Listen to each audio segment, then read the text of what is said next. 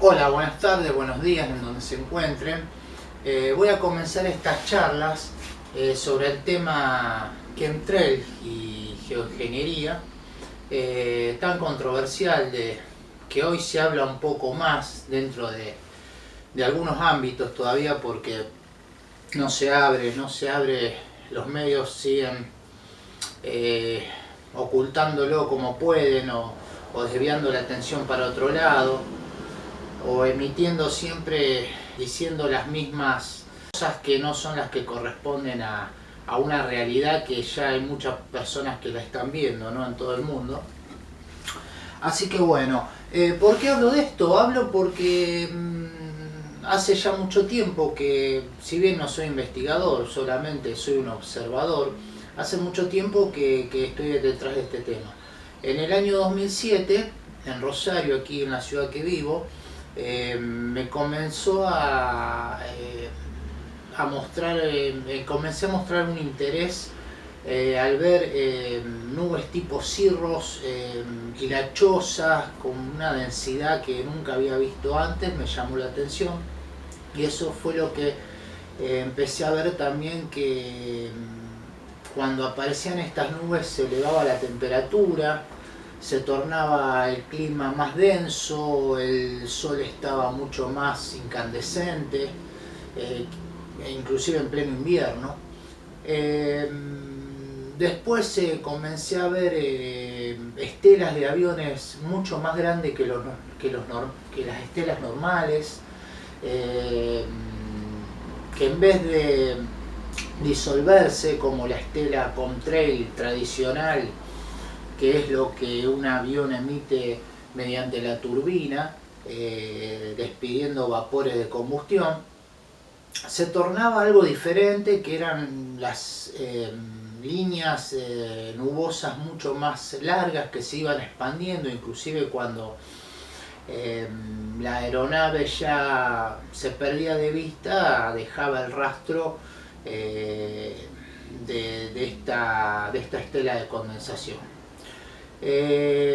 Otra observación que empecé a hacer para sacarme la duda, porque uno hasta ahí decía, bueno, esto puede ser normal porque quizá la temperatura ambiente en esas alturas y la humedad hace que provoque esta condensación, y cuando hay otro tipo de, de clima, a 8.000, 10.000 metros de altura, la estela se hace tipo contrail, corta. Pero no, porque observábamos, por ejemplo, que pasaban dos aviones a la misma altura y uno estaba emitiendo una estela corta y el otro una estela grande, larga. Y bueno, todo empezaba a conspirar como que algo estaba ocurriendo. Después empiezo a observar eh, que me llamaba la atención que los vuelos no correspondían a lo tradicional, los vuelos comerciales en esta ciudad. Puede haber 10 operaciones diarias como mucho, quizá en época de vacaciones o fines de semana puede haber más, ¿no es cierto? Eh, Sobre todo los aviones que no aterrizan en este aeropuerto, porque los que vienen, por ejemplo, de Buenos Aires, que está a 300 kilómetros, y aterrizan a este aeropuerto, ya vienen a menor altitud y no vienen generando estela. Los aviones que se ven naturalmente son los que están pasando por aquí, que tienen destinos más lejanos. Bueno, al ver también más cantidad de aeronaves y sobre todo surcando por rutas aéreas que algunos iban por las rutas convencionales y otros no. Eh, Hay rutas que realmente yo he buscado información y he visto que el vector donde el avión se desplaza no tiene nada que ver con una ruta aérea. Esto es otro dato también que empezó a hacer que todo esto se agrande, ¿no? Se expanda cada vez más.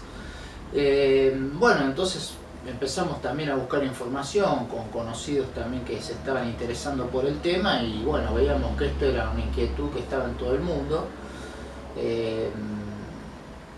Ya estoy hablando del año 2010 por ahí. En esa época todavía el término geoingeniería todavía no se conocía, si bien ya estaba inventado, digamos, no estaba puesto sobre la opinión pública. Ahora tampoco, en realidad la información que hay, los medios la siguen ocultando y a veces tiran algún dato como para desviar todo para otro lado. De eso vamos a hablar después, o ahora o en otro video. Vamos a seguir con la historia. Cuando estamos llegando al año 2012 había muchísima actividad y ahí ya había visto por medio de observaciones, porque, a ver, uno observa, es una persona que por ahí, bueno, le gusta observar la naturaleza, el cielo, cómo se están comportando los eventos naturales. Aparte uno tiene una cierta sensibilidad, por ejemplo, cuando yo, como tantas personas, notamos que cuando el clima está raro o se siente algo que no corresponde a lo natural o lo que se vive antes, es una cuestión de sensibilidad. Que está bien, puede ser subjetiva, pero si uno está sintiendo algo y encima está viendo que está ocurriendo algo, bueno, la cosa cierra. Entonces, seguimos observando, empezamos a tomar, hablamos aeropuerto de aquí de Rosario, de Fisherton, para que nos den un listado de, por ejemplo, el día de ayer nosotros habíamos contado cuántos aviones habían pasado y pedíamos el listado de los vuelos y nos lo han ofrecido y bueno, la cantidad de aviones que reportamos era muy superior a los que estaban registrados. Todavía no había en esa época, hoy en día hay aplicaciones que trabajan en tiempo real y uno lo puede consultar con un celular, un internet, o una computadora por internet y puede consultarlo en tiempo real, y en esa época todavía no estaba, pero bueno, de esta manera ya veíamos que había una discrepancia entre lo oficial, lo que estaba registrado y lo que se podía observar. Entonces, bueno, todas las cuestiones cerraban. Y después, que muy simple, un día despejado, que eso sigue ocurriendo, sigue ocurriendo hoy totalmente, un día despejado, nada más que 15, 20 minutos, media hora, te lo convertían en un día nublado. Y eso, yo lo que no entiendo es cómo hay gente que todavía no se da cuenta o está diciendo que son los desprendimientos de turbinas de avión, y bueno, y hacen una simplificación tan berreta, que cuando uno escucha que encima te quieren explicar y te tratan de ignorante, bueno, eso es otro tema, ya lo vivimos y todos los que conocemos este tema lo vivimos, pero bueno, vamos a la realidad. Entonces, a todo esto, en el 2012 ya era algo que era como que la gota había colmado el vaso, y lo increíble era que ningún medio, nada, daba información sobre esto. Inclusive enviábamos información a algunos medios para ver de qué se trataba que hablen y ninguno nos atendía, ¿no? Entonces, bueno, seguimos por las nuestras y allá seguimos hablando de esta época, ¿no? Ya hace 11 años al día de hoy, y empezamos a ver también cosas totalmente irrefutables. Por ejemplo, que un avión venga en un trayecto, y un avión supuestamente comercial, y pegue la vuelta y empiece a emitir la estela de condensación en forma paralela a la que venía emitiendo en el otro sentido. Aviones que se cruzaban de a tres formando triángulos, aviones volando muy cercanamente uno con otro, que esto está totalmente prohibido. De noche a las 5 o 6 de la mañana, antes de que amanezca, se veía que se reportaba ahí la mayor cantidad de fenómenos. Eh, bueno, entonces a todo esto se empieza a investigar un poco a ver qué pasaba en el mundo, si alguien hablaba de este tema, y sí, por supuesto, estaba totalmente agitado el avispero y se hablaba que, bueno, estos aviones emitían sustancias tóxicas como bario, aluminio, eh, polímeros con pequeñas, hasta bueno, se ha hablado de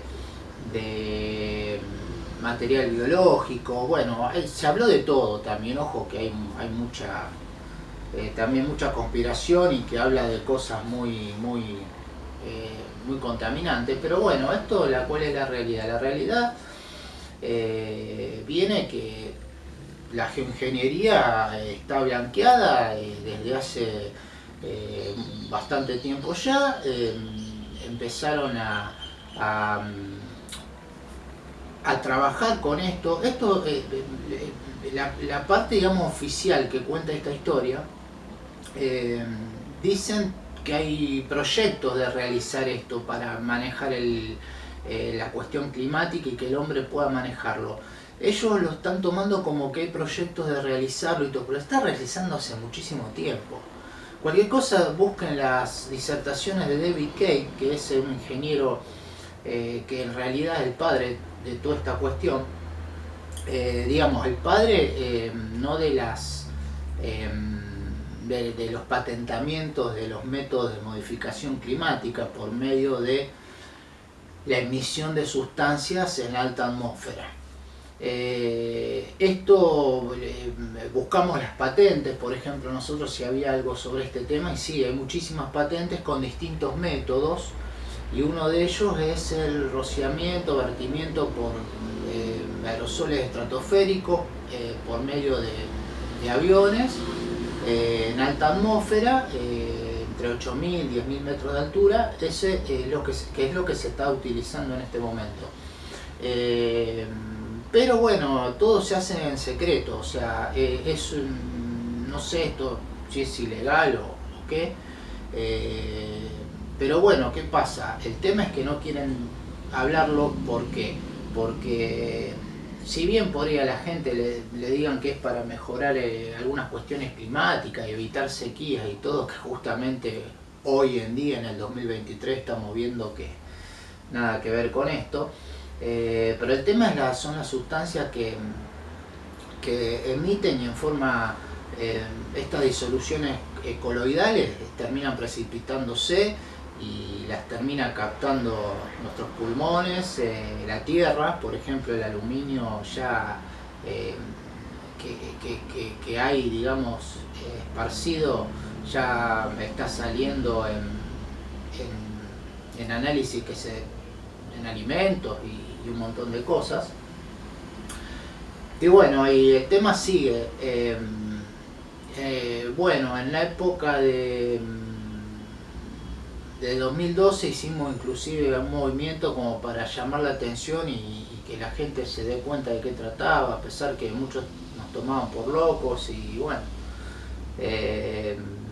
hay gente que también, como algo quizá tan increíble, no da crédito, y bueno, uno solamente les decía que observen y saquen sus propias conclusiones. Y bueno, hicimos una movida, se agitó un poco el tema, pero no pasó de una emisión de un canal de televisión local de cable, alguna nota en algún periódico también con ribetes de burla.